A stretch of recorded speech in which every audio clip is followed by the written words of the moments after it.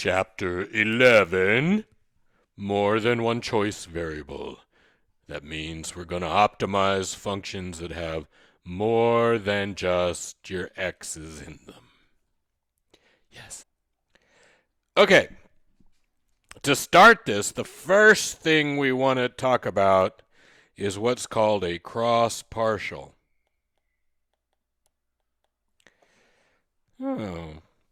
So let's say we have the following equation.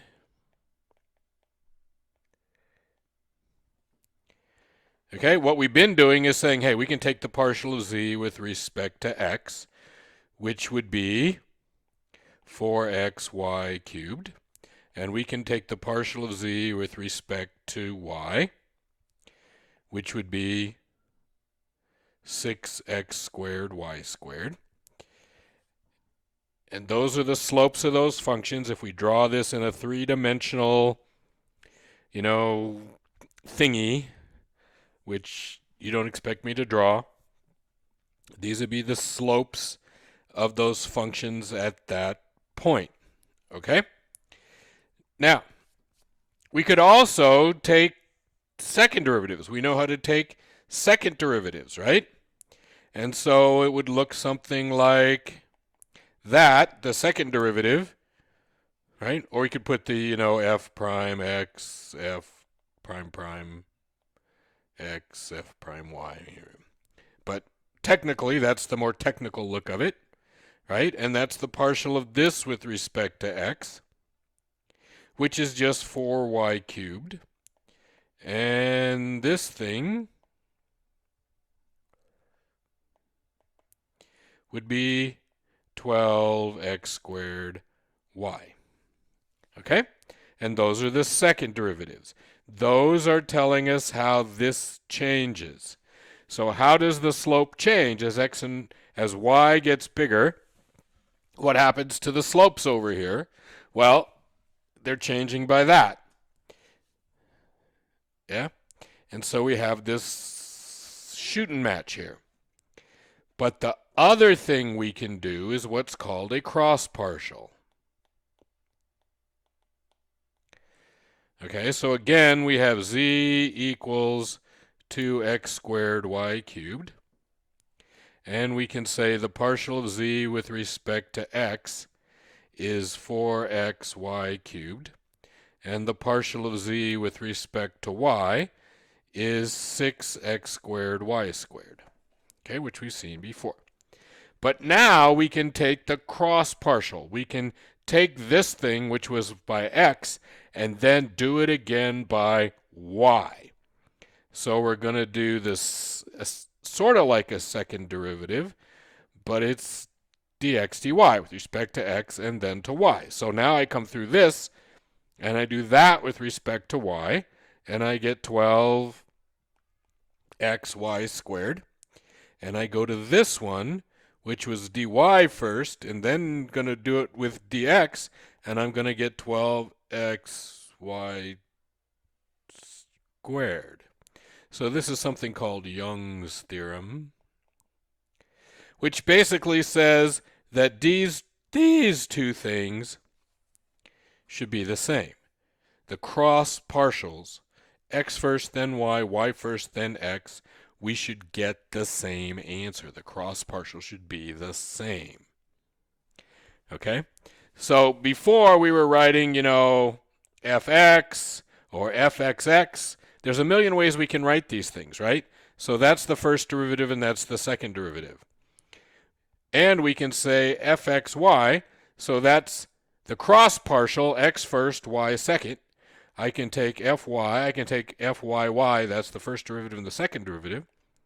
But I can also take the cross partial, where I take the partial with respect to y, and then I take the partial with respect to x. Is that fun? Yes, it is. So, just for no reason, let's take this equation. Z. I'm getting... Yeah. I need to have class so that you can yell at me because that's fun for you and, you know, keeps you engaged. So the partial with respect to x, yes, is 48x cubed minus 12x.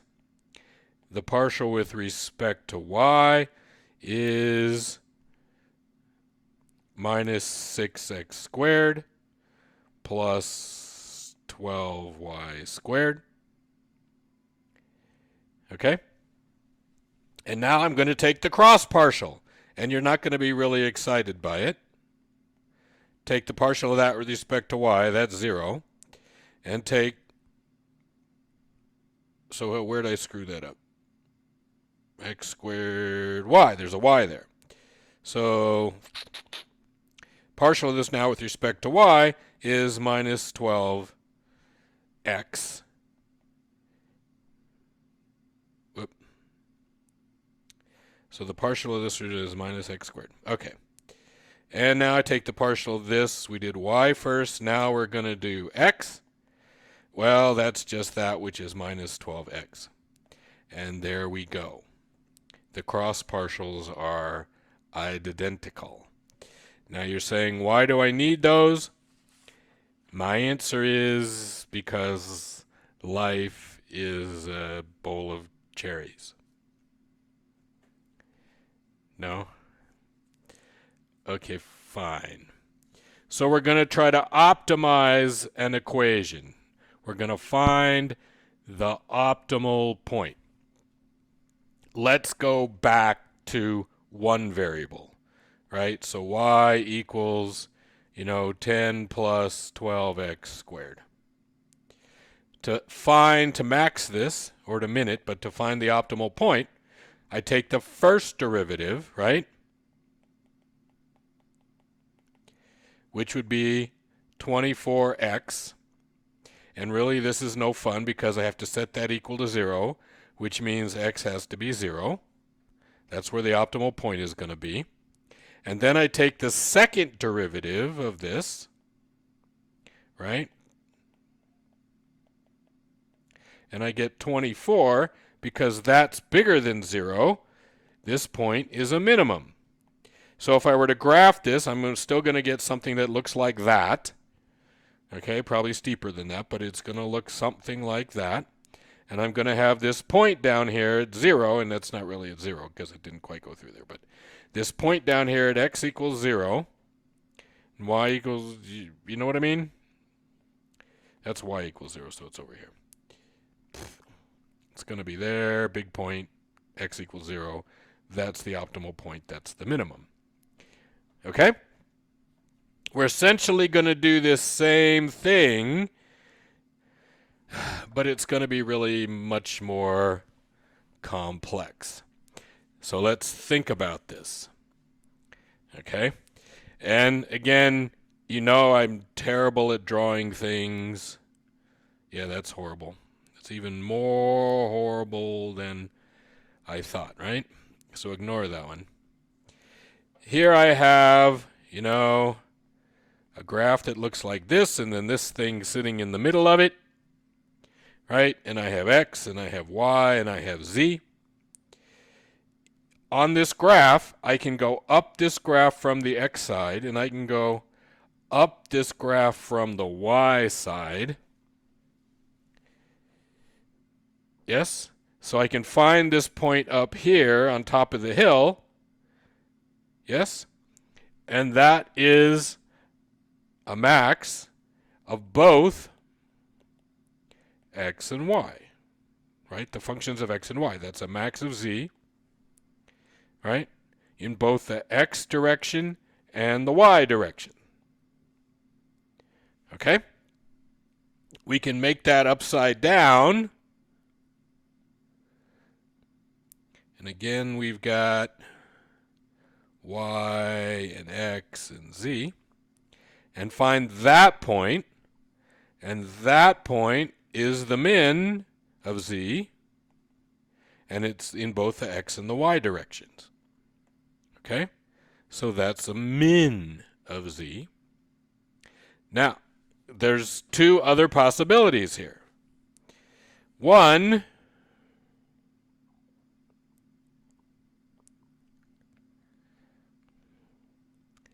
1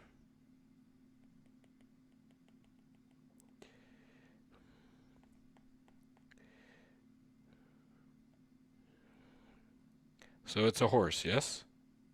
It's a horse. 1 is called a saddle point. And so let's put a saddle on our horse. I'm going to take my horse to the Old Town Road. Okay? And so here's my saddle on my horse. And it's not a very good saddle, because it should come up here in the back a little bit more. Right? Okay? So here's my saddle. What's the optimal point? Well, the optimal point's right there. That optimal point is a minimum in this direction, and it's a maximum in that direction. Okay? It's a minimum and a maximum at the same time. It's a min in one direction and a max in the other. Min one direction, max the other. And strangely enough, that's called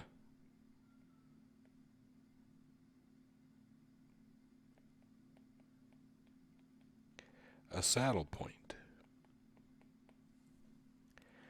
Oh my. Okay? That's why I drew the horse, because it's a saddle point, right? And the Old Town Road.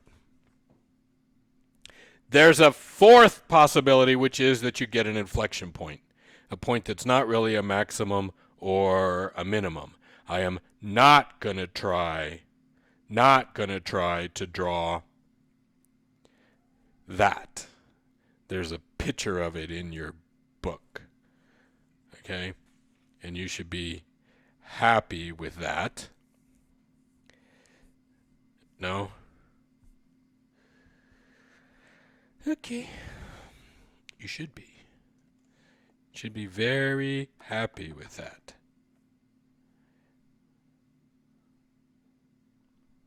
Fine. All right, now, how do we know if something's a max or a min? Well, in one variable, we had fx equal to 0. That's necessary, right? That's first order. And there's some Star Wars jokes here we could make there, but we're not. And then the second derivative, the double x, if it's negative, right, then we have the second order conditions. Less than 0 is a max. fxx more than 0 is a min. And if it's equal to 0, we have more work to do to figure out what's going on. Okay? And that's the sufficient condition. So the first order condition, second order condition, necessary and sufficient.